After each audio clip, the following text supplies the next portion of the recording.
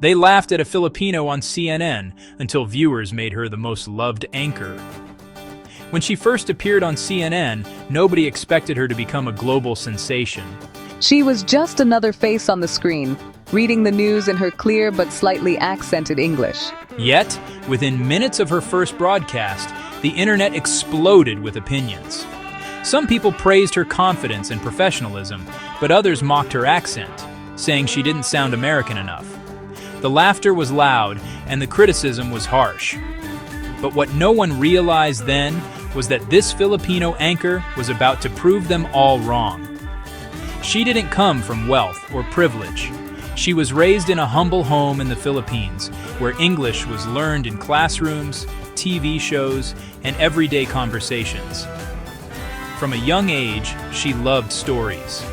She would sit in front of the TV, watching international news anchors with admiration, telling herself that one day she would be one of them. Her parents encouraged her to study hard, reminding her that education was the key to changing her life. She worked tirelessly, finishing journalism school at the top of her class. Her early years as a reporter were not easy. She covered storms, floods, and political rallies, often standing in the middle of chaos while reporting live. She had to prove herself every single day. Many times she was told that her dream of making it to international TV was too big, too far, and too unrealistic. But she never gave up. She believed that if she worked hard and stayed true to herself, she would eventually be seen for her skills, not her accent. When CNN finally offered her a job as a correspondent, it was a dream come true. Her first appearance on the global stage was filled with excitement and nerves. She knew millions of people around the world would be watching. She did her best, professional, calm, and precise. But as the broadcast ended, she checked social media and saw a flood of comments. Some were supportive, but many were cruel. They mocked her voice, her pronunciation, even her facial expressions. Why does she sound like that? Can't CNN find someone who speaks proper English? She sounds too Asian. It hurt. She stayed quiet, reading each comment with a heavy heart. But deep down, she knew quitting was not an option. She had spent years training, reporting, and dreaming for this moment.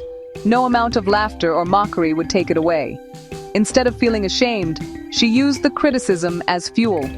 Every morning, she would wake up and practice her lines, review her past reports, and find ways to improve, not to sound more American, but to be more confident in her own voice. Then something unexpected happened. A group of Filipinos from around the world started to defend her online. They shared clips of her reporting and commented, "That's our accent, that's how we sound, and it's beautiful." Soon, Filipino communities across the US, the Middle East, and Europe joined in. They proudly said, "She represents us." What started as online criticism slowly turned into an international conversation about accents, diversity, and identity in the media. Language experts began to join the discussion. They explained that Filipino English was one of the clearest and most widely understood forms of English in the world. It was not wrong.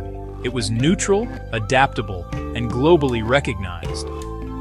Linguists said that Filipino English had become the bridge between East and West, used in international business, education, and even aviation. For the first time, many people realized that the problem was not her accent.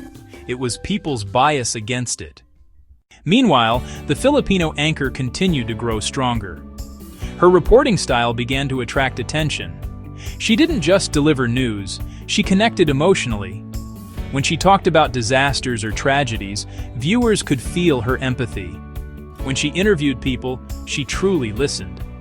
Her words carried warmth and sincerity, qualities often missing from television news. Then came the moment that changed everything. One night, while covering a story about a humanitarian crisis, she got emotional on live TV. As images of hungry children and crying mothers filled the screen, she paused, took a deep breath and said, "These are not just numbers. These are people. These are families like yours and mine." That single line captured the world's attention. The clip went viral overnight. Millions of people shared the video, calling it the most human moment in TV journalism. It wasn't about her accent anymore, it was about her heart. Viewers said they felt her sincerity.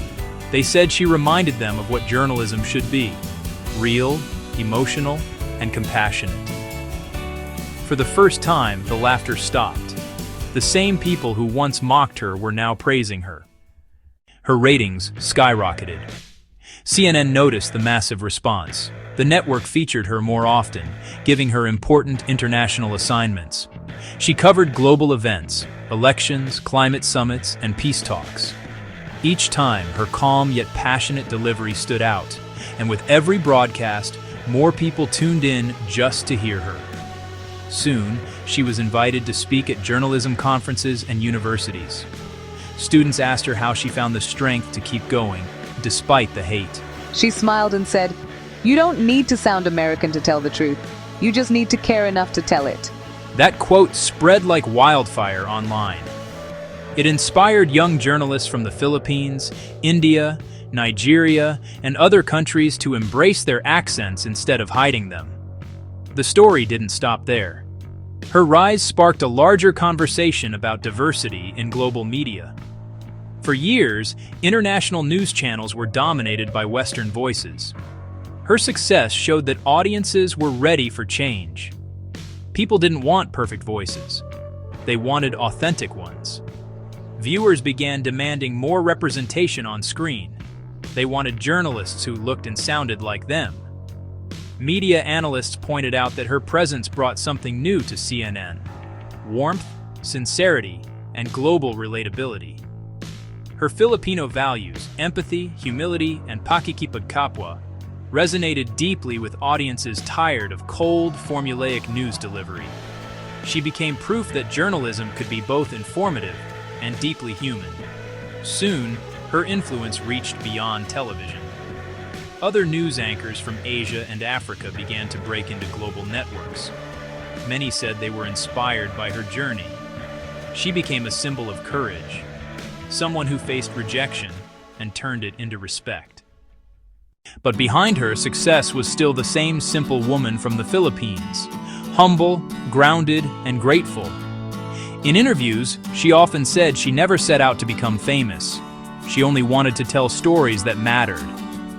When asked about the early days of criticism, she said, "I used to cry at night, but now I'm thankful.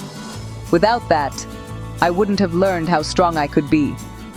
As her popularity grew, she used her platform to give back. She supported scholarships for Filipino students who dreamed of studying journalism. She created mentorship programs for young women in media, especially those from developing countries. Her message was simple: your voice matters. Don't let anyone tell you otherwise.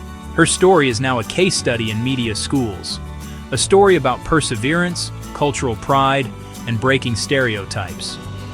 Professors use her example to teach students that language is not a wall, but a bridge. Her journey reminds everyone that representation in global media is not just about looks or accents, it's about diversity of thought, experience, and empathy. Even CNN executives later admitted that her presence brought in a wave of new viewers from Asia and the Filipino diaspora. Her segments perform better on social media, with higher engagement and positive comments. In one internal survey, viewers described her with words like authentic, real, and inspiring. Over time, she became more than just a journalist. She became a symbol, a reminder that you can be proud of where you come from and still stand tall on the global stage. She represented every Filipino who had ever been told they weren't enough, every immigrant who had ever been mocked for their accent, and every dreamer who refused to give up. Her success story spread across the Philippines. Schools used her as an example of what hard work and confidence can achieve. Parents told their children, "If she can do it, so can you." Even ordinary workers in call centers and hospitals felt proud, saying, "That's our accent," and now the whole world hears it. In a world where people are often judged by how they sound, she became a living example that what truly matters is what you say and how you make people feel. Her journey shattered stereotypes, opened doors, and inspired millions. Years later, when she looked back at her career, She said something that perfectly summed up her story. They laughed at me for sounding different, but in the end, that difference became my strength. Her story continues to inspire new generations of journalists, especially in places where English is not the native tongue. She showed that authenticity will always win over imitation. She proved that you don't need to erase your identity to be respected. You just need to be excellent, passionate, and proud of who you are. And perhaps the most beautiful part of her story is this: she didn't need to shout, argue, or defend herself to be accepted. She simply showed up, did her job with grace, and let her work speak for her. Over time, the laughter faded, and respect took its place. Today, when people hear her speak, they no longer hear a Filipino accent. They hear truth, courage, and compassion, the true voice of global journalism. Her journey reminds us all that no dream is too big, no accent too strong, and no background too humble to make history. Because in the end, it's not about how you speak, it's about what you stand for. And she stood for every person who ever dared to be different.